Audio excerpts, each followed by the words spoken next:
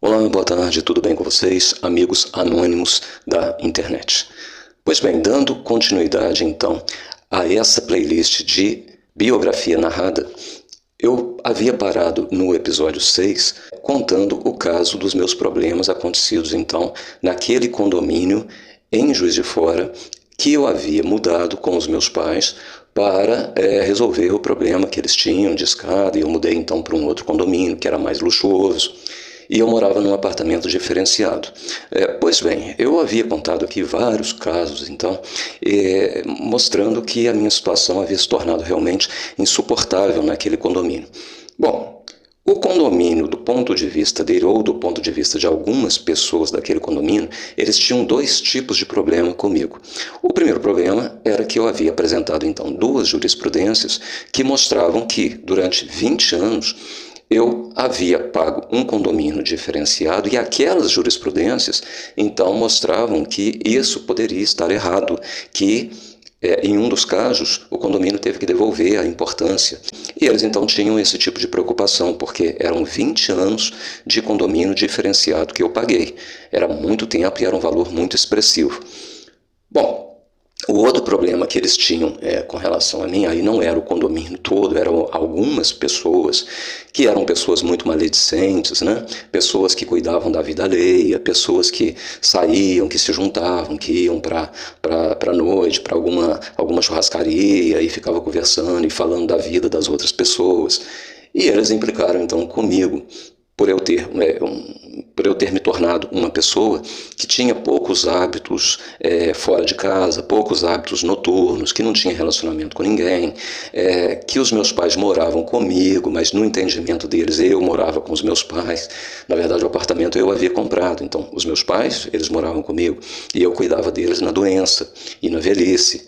Eu perdi o meu pai e mais tarde a doença levou então a minha mãe, numa época inclusive que foi o período de obras do apartamento ao lado, o que pode ter sido uma coincidência ou pode também não ter sido.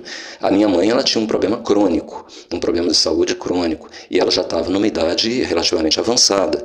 Mas o problema dela era exatamente respiratório. Ela não podia com poeira, não podia com sujeira.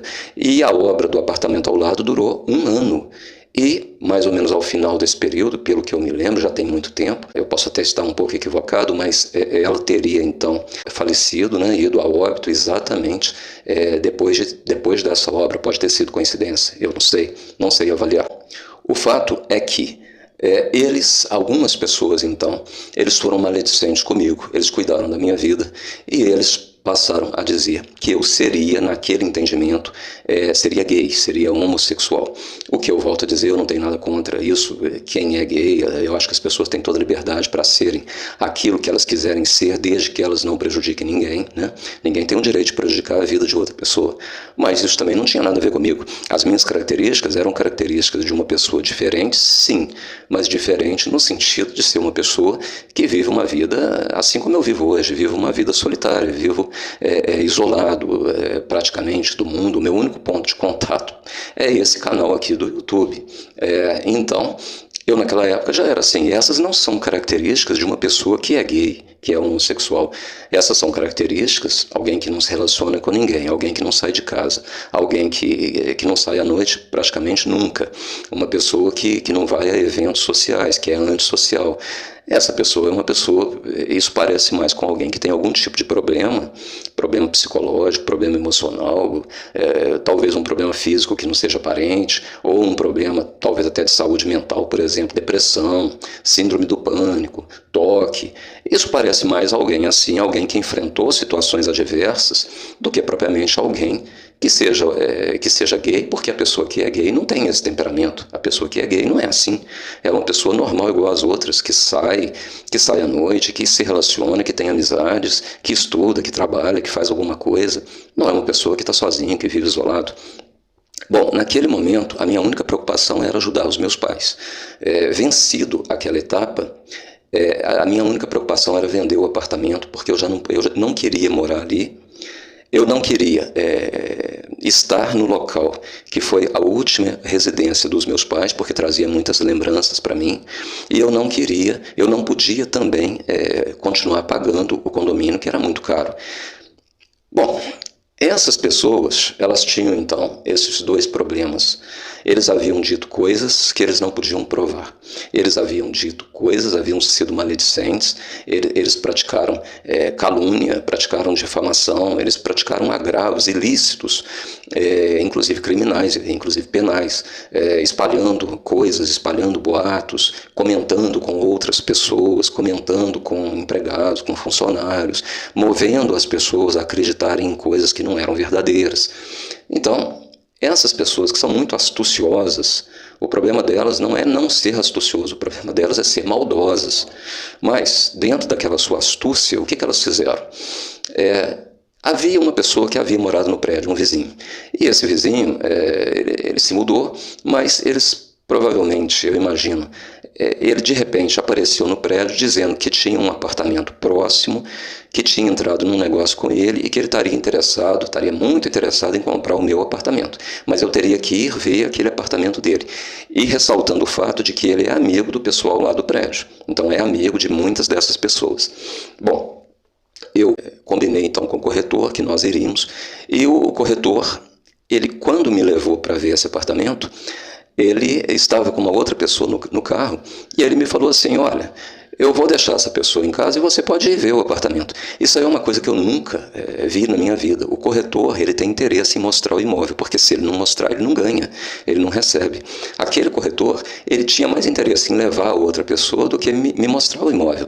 Ele poderia ter deixado a outra pessoa em casa e em seguida ter ido comigo ver o imóvel.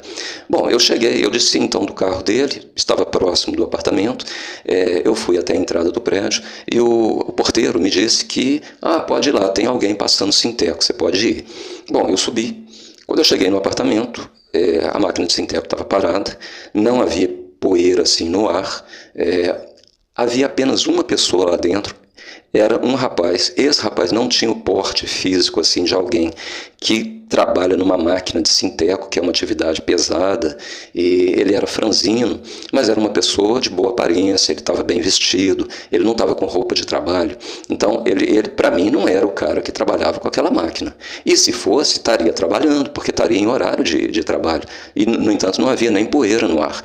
Bom, eu entrei, olhei o apartamento e imediatamente saí. Eu fiquei 1 minuto lá dentro e saí daquele apartamento. Eu comecei na volta para casa a pensar que aquilo estava estranho. Primeiro, o corretor, que não tinha interesse em me levar para ver o apartamento. Segundo, o porteiro disse que tinha alguém passando Sinteco, mas não tinha. Em terceiro lugar, o cara que estava lá dentro, ele estava mais para um modelo, assim, para alguém boa pinta, do que propriamente para um cara que trabalha com Sinteco. Isso tudo foi na minha cabeça. Quando eu estou chegando, eu morava próximo, né? Quando eu estou chegando no meu apartamento, existe alguém na varanda e eu estava sozinho atravessando a rua, ele aponta uma câmera para mim ou um celular, tira uma foto e em seguida ele imediatamente entra. É uma daquelas pessoas maldosas, daquelas pessoas que estavam conspirando, né, digamos assim, que tinham problemas comigo, ou achavam que tinham. A única coisa que eu queria era vender o apartamento e sair dali, eu não queria mais nada. Bom, eu fiquei pensando aquele dia, achando tudo muito estranho, e esperei que o corretor me ligasse então para ver o que eu achei do apartamento. Ele não ligou. Então, ele não quis me mostrar o apartamento e depois não quis saber o que eu achei do apartamento. Aquela situação é muito estranha. Eu fico pensando o seguinte, se eles armaram uma armadilha, é tipo assim, ele está dizendo que não é gay, nós vamos provar que ele é gay. Então, se eles fizeram um Big Brother lá no apartamento, se eles instalaram câmeras, se eles estavam gravando, eles quebraram a cara. Porque a única coisa que aconteceu foi que eu entrei, vi o apartamento e saí. Não tive mais nenhuma reação, não aconteceu absolutamente nada dentro do que eles esperavam. Quebraram a cara, isso aí não funcionou. Como não funcionou, eles vão partir agora para uma solução muito mais drástica, que é o que eu vou contar então no próximo vídeo, para esse não ficar muito longo. Fiquem bem, amigos da internet.